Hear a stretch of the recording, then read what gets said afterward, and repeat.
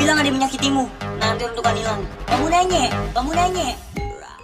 Wakil Presiden, Wapres, Gibran Rakabuming Raka mengadakan audiensi bersama komunitas anak muda pecinta Artificial Intelligence, AI, di kantor Wapres, Jalan Medan Merdeka Utara, Jakarta, pada Jumat, 28 Februari 2025. Dalam kesempatan ini, salah satu anggota komunitas mempresentasikan teknologi yang tengah mereka kembangkan.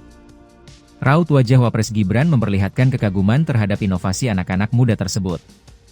Ia mengungkapkan bahwa perkembangan generasi muda saat ini sangat pesat dan sesuai dengan tuntutan zaman.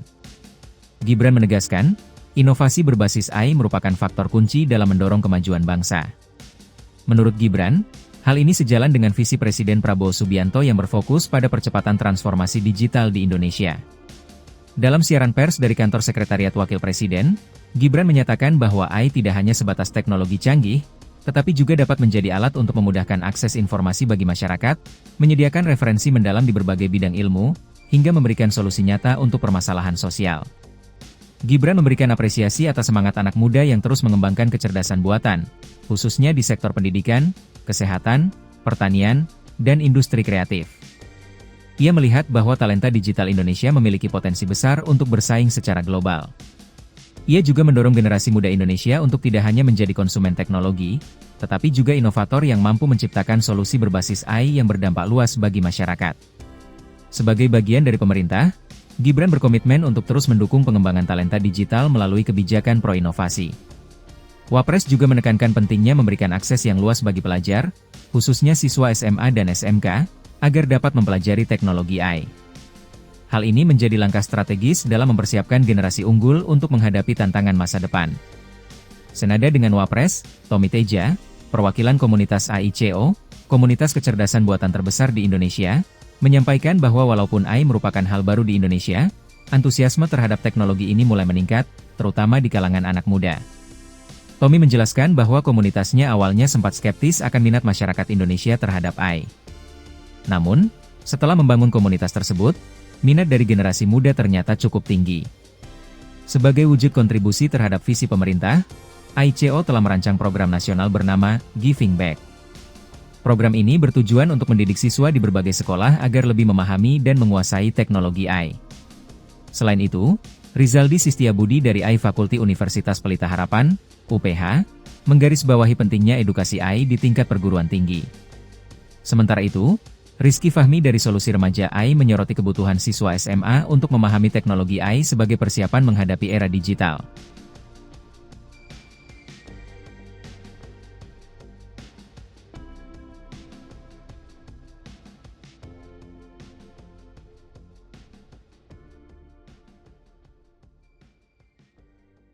Di bawah kepemimpinan Presiden Prabowo Subianto, pembangunan infrastruktur strategis terus dipercepat guna memperkuat konektivitas dan mendorong pertumbuhan ekonomi nasional. Salah satu proyek prioritas yang tengah dikerjakan saat ini adalah pembangunan Jalan Tol Yogyakarta-Bawen. Proyek ini diharapkan menjadi jalur vital dalam meningkatkan aksesibilitas dan memperpendek waktu tempuh dari kota Yogyakarta menuju Kabupaten Bawen dan kota Semarang. Jalan Tol Yogyakarta-Bawen memiliki panjang total 75,12 km, dengan seksi 1 yang menghubungkan Sleman dan Banyurejo sepanjang 8,8 km. Pembangunan tol ini menggunakan dua jenis konstruksi, yaitu perkerasan kaku, at-grade, dan struktur layang, elevated. Usai menghadiri retret kepala daerah di Akademi Militer Magelang, Wakil Presiden, Wapres, Gibran Rakabuming sempat meninjau langsung progres pembangunan tol Yogyakarta-Bawen, tepatnya pada titik elevated 4 Banyurejo, di Kecamatan Tempel, Kabupaten Sleman, Provinsi Daerah Istimewa Yogyakarta, Rabu, 26 Februari 2025. Pada kesempatan tersebut, Wapres mengungkapkan bahwa kehadiran tol Yogyakarta-Bawen akan mempercepat pergerakan orang dan barang, meningkatkan efisiensi perjalanan, serta memperluas akses ke berbagai pusat ekonomi. Selain itu, tol ini juga akan mempermudah akses ke berbagai destinasi wisata, seperti Candi Borobudur. Oleh karena itu, Wapres berharap proyek tol Yogyakarta-Bawen dapat diselesaikan tepat waktu. Menurutnya, pembangunan infrastruktur transportasi ini tidak hanya akan mendorong pertumbuhan ekonomi di kawasan sekitar, tetapi juga mendongkrak daya saing daerah, serta berkontribusi pada peningkatan kesejahteraan masyarakat secara keseluruhan. Ia menambahkan bahwa kehadiran jalur transportasi yang lebih cepat dan nyaman juga berpotensi menarik lebih banyak investasi dan mendorong pertumbuhan sektor pariwisata. Dampak positifnya pun akan terasa luas, mulai dari terciptanya peluang usaha baru hingga terbukanya lebih banyak lapangan kerja bagi masyarakat setempat. Terakhir, Wapres berpesan agar pembangunan jalan tol Yogyakarta-Bawen tetap memperhatikan kelestarian lingkungan dan warisan cagar budaya yang banyak terdapat di wilayah Magelang dan Yogyakarta. Setelah menyelesaikan seluruh agenda kunjungan kerjanya, Wapres Gibran dan rombongan bertolak kembali ke Jakarta melalui Pangkalan Udara TNI AU Adi Sucipto, Yogyakarta.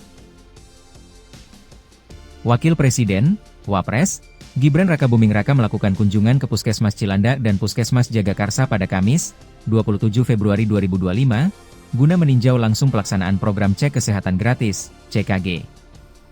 Program ini merupakan salah satu prioritas pemerintahan Presiden Prabowo Subianto dalam bidang kesehatan, dengan tujuan memastikan seluruh masyarakat mendapatkan akses layanan kesehatan secara gratis dan mudah. Dalam kunjungannya, Wapres Gibran berinteraksi langsung dengan masyarakat yang sedang menunggu giliran pemeriksaan. Banyak warga yang menyampaikan apresiasi atas program ini, menganggapnya sebagai langkah nyata pemerintah dalam meningkatkan pelayanan kesehatan. Beberapa warga juga memanfaatkan kesempatan ini untuk bertanya langsung kepada Wapres mengenai prosedur serta manfaat yang dapat diperoleh dari layanan tersebut. Menurut salah satu warga yang hadir, program CKG sangat membantu masyarakat, terutama mereka yang selama ini kesulitan mengakses layanan kesehatan karena keterbatasan biaya. Kami sangat berterima kasih karena layanan ini bisa diakses gratis. Semoga program ini bisa terus berjalan dan semakin luas jangkauannya, ujar seorang warga. Pemerintah menargetkan bahwa program ini tidak hanya menjangkau fasilitas kesehatan di perkotaan, tetapi juga hingga ke daerah-daerah terpencil. Oleh karena itu, Wapres Gibran menegaskan bahwa pengawasan terhadap pelaksanaan program ini akan terus dilakukan agar manfaatnya benar-benar dirasakan oleh masyarakat luas. Selain meninjau layanan pemeriksaan kesehatan gratis, Wapres Gibran juga berdiskusi dengan tenaga medis yang bertugas. Ia memastikan bahwa tenaga kesehatan mendapatkan dukungan yang cukup, baik dari segi fasilitas maupun insentif, agar program ini berjalan optimal. Pemerintah juga terus mengupayakan agar distribusi obat-obatan dan alat kesehatan tetap lancar demi menunjang kualitas pelayanan. Salah satu dokter di Puskesmas Cilandak menyampaikan bahwa antusiasme masyarakat terhadap program ini cukup tinggi. Sejak program ini diluncurkan, jumlah pasien yang datang untuk melakukan pemeriksaan meningkat signifikan. Ini membuktikan bahwa masyarakat sangat membutuhkan layanan kesehatan yang mudah diakses, katanya. Di akhir kunjungannya, Wapres Gibran menegaskan komitmen pemerintah dalam memperluas cakupan program cek kesehatan gratis, CKG, ke lebih banyak wilayah di Indonesia. Ia juga mengajak masyarakat untuk memanfaatkan layanan ini sebaik-baiknya demi menjaga kesehatan mereka. Kesehatan adalah investasi jangka panjang.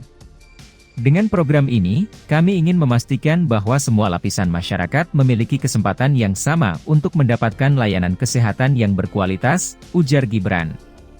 Dengan adanya program ini, diharapkan masyarakat semakin sadar akan pentingnya pemeriksaan kesehatan rutin. Program CKG menjadi salah satu langkah strategis pemerintah dalam menciptakan sistem kesehatan yang lebih inklusif dan merata bagi seluruh rakyat Indonesia.